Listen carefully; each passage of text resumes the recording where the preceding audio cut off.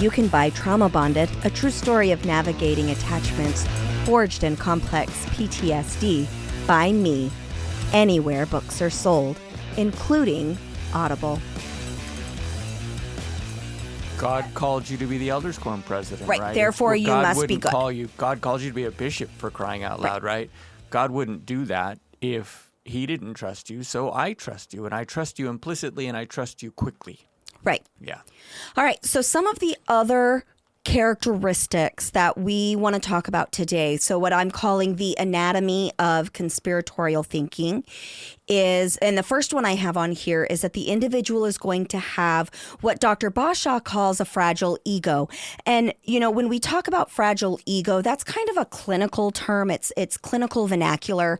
And so I really want to break that down today in prep for next week's talk, and we break it down a little bit next in what you're going to hear next week. Right. But the reason I'm recording this today is because I really want to make sure that our listeners have a solid understanding of what it means to have a fragile ego. Good. It means to have a deep sense of insecurity in oneself.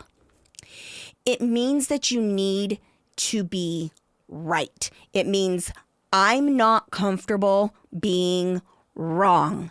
It also means that not only are you not comfortable being wrong, but that you're afraid of it. It means that there is usually a lack of empathy, meaning that you have a very impaired ability to see things from somebody else's experience. And the reason for that is usually because there's so much fear and insecurity in yourself that you're not really in touch with how you feel, because there's so much insecurity that you can't really get in touch with yourself. But really what we're talking about when we talk about a fragile ego is I'm not able to manage being seen vulnerably in any way.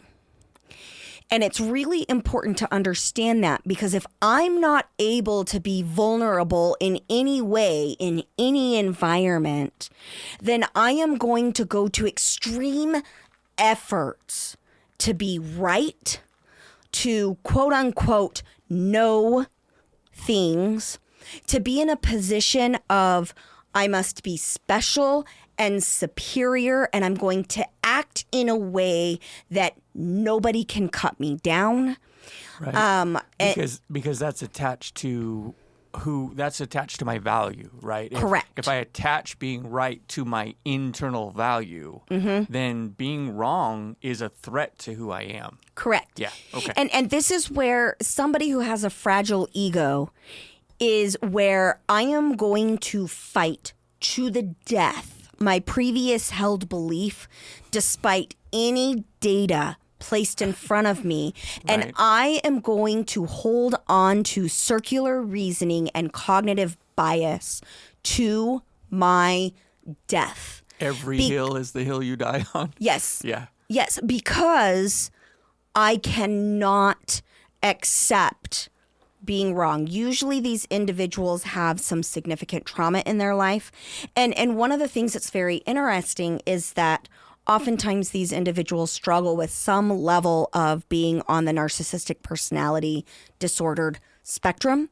One of the things that is very interesting about individuals on the narcissistic personality disorder spectrum is that they are highly insecure individuals. Narcissistic personality disordered individuals have a very fragile ego, and that is why they go to such extremes to make everybody else look crazy so that they are not perceived as crazy. They have to be the smartest in the room, the expert in the room. They are always right. They are the best, so on and so forth. And of course, that's a spectrum. So you see people more extreme on that spectrum than otherwise. But Mason, you and I had prepared a couple of quotes, like we did some research and we had prepared some quotes. And I think that right now is a really good time to kind of review some of those before we get into the next piece of what is the anatomy of conspiratorial thinking. Okay. So Did go ahead. you have one in mind? Nope, just Okay. go through I'll just them start and from we'll the top. Yep, Okay. just start from the top and we'll break them down. So the links for this research is in the show notes. Please go to it and read it all because we're just catching snippets of the things that meant something to me. Us. Well, the ones I wrote down were the ones that meant something to me, and then of course I shared them with you, and so they were significant. Right. But when I wrote them down, it was just the stuff that struck me. Yeah, go ahead. The researchers found that overall, people were motivated to believe in conspiracy theories by a need to understand and feel safe in their environment and a need to feel like the community they identify with is superior to others. Right. And so let's talk a little bit about Mormonism, because again, our experiential expertise. So in Mormonism, from the time that we are itty bitty, we are told that we have the whole truth, religiously speaking, that we are the only religion that has the whole truth, and that we are on a special mission from God to share that with everybody, and that we will have the most joy in heaven by how many people we bring to that truth. Sure.